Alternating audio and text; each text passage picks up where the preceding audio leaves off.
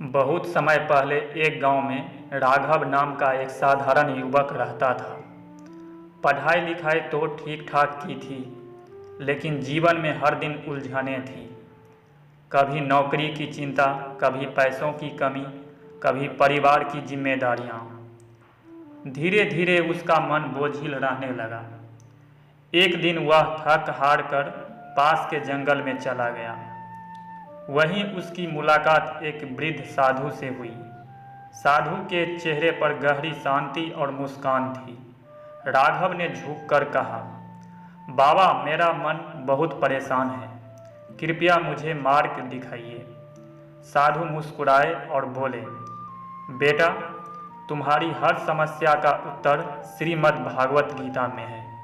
आओ, मैं तुम्हें इसके संपूर्ण ज्ञान की कहानी सुनाता हूँ। साधु ने पहला अध्याय समझाते हुए कहा, गीता कहती है, कर्मण्येवाधिकारस्ते मा फलेषु कदाचन। मतलब तुम्हारा अधिकार सिर्फ कर्म करने पर है, फल पर नहीं। साधु ने कहानी सुनाई। एक किसान था। वह पूरे मन से खेत में बीज बोता था, लेकिन बारिश होगी या नहीं यह उसके हाथ में नहीं था। अगर किसान मेहनत ना करे और सोचे कि बारिश आएगी तो फसल उगेगी, तो क्या होगा। इसलिए गीता सिखाती है कि हमें अपना कर्म करना है, परिणाम की चिंता भगवान पर छोड़ देनी है। राघव ने सिर हिलाया और कहा, हाँ बाबा, मैं समझ गया, मुझे काम करना है, नतीजे की चिंता छोड़नी है।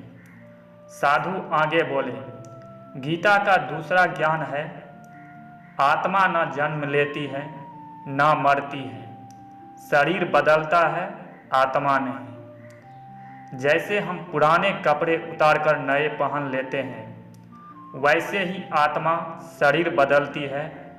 मृत्यु अंत नहीं है, बल्कि नया आरंभ है। राघव की आंखों में चमक आई। तो मृत्यु से डरना मूर्खता है? साधु बोले, हाँ बेटा, डरना नहीं, बल्कि जीवन का हर पल अच्छे कर्म में लगाना चाहिए। साधु ने तीसरा पाठ समझाया। गीता कहती है, सुख और दुख, लाभ और हानि, जीत और हार, ये सब अस्थायी हैं, इनसे विचलित मत हो। एक व्यापारी था। एक साल व्यापार में भारी घाटा हुआ।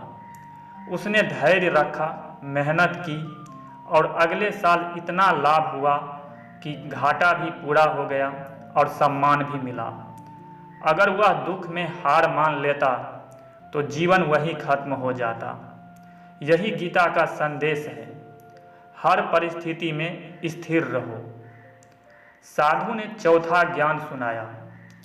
गीता कहती है कि जो भक्त पूरे प्रेम और विश्वास से भगवान को याद करता है, भगवान उसका हर हाल में साथ देते हैं। जैसे बच्चा अंधेरे कमरे में माँ का हाथ पकड़कर निडर हो जाता है, वैसे ही भक्त भगवान का नाम लेकर निर्भय हो जाता है।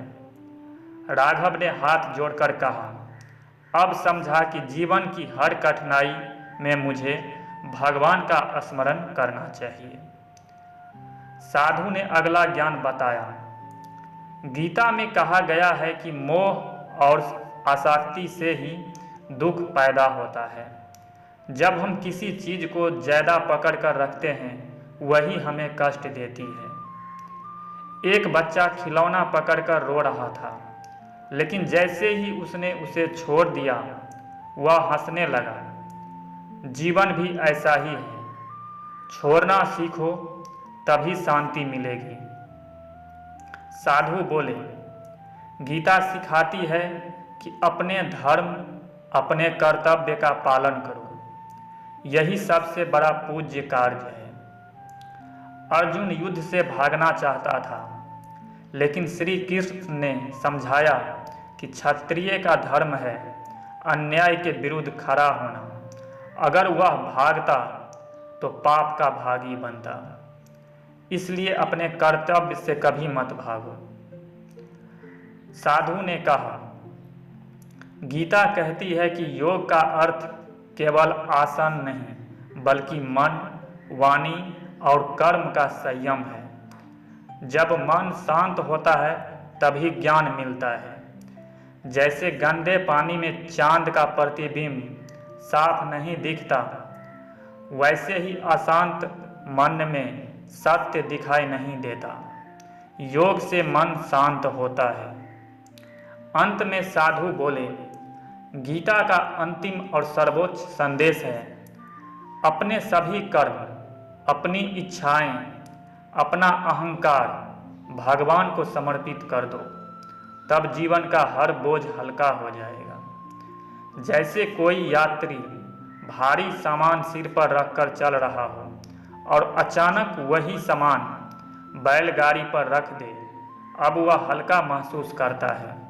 वैसे ही जब हम जीवन का बोझ भगवान को सौंपते हैं तो हमारा मन हल्का और शांत हो जाता है। राघव की आंखों से आंसू निकल आए। उसने कहा, बाबा, आज आपने मेरे जीवन की सबसे बड़ी उलझन सुलझा दी। अब मैं गीता के इन सिद्धांतों को अपने जीवन में अपनाऊंगा। साधु मुस्कुराए और बोले, यही गीता का संपूर्ण ज्ञान है। कर्म करो, आत्मा को पहचानो, समभाव रखो, भक्ति करो, मोह छोड़ो, धर्म निभाओ और भगवान में समर्पित हो जाओ। यही जीवन का असली मार्ग है। जय श्री कृष्ण। राधे।